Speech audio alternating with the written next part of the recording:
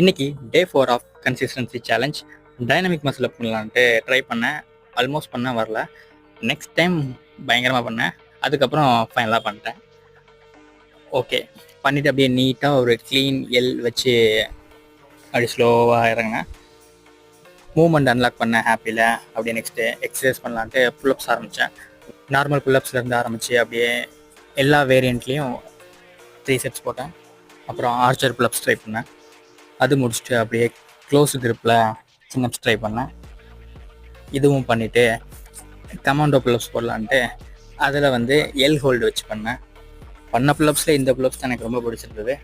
அப்புறம் பேக்கில் ஏதாவது கெயின்ஸ் தெரியுதான்னு சொல்லி செக் பண்ணுறதுக்கு ஒரு செட் போட்டேன். இந்த மாதிரி இது பண்ணிட்டு இருக்கச்சிலே கை நான் பயங்கரமாக காந்துச்சு, என்னென்னு தெரில. அப்புறம் இறங்கி பார்த்ததுக்கப்புறம் தான் தெரிஞ்சது என் கை ஃபுல்லாக பீலாக இருந்தது. ஓகே, அந்த டைனமிக் மசில் அப் தான் காரணம் வச்சுட்டு பார்த்துட்டு இந்த டேயை முடிச்சிட்டேன். Bye bye.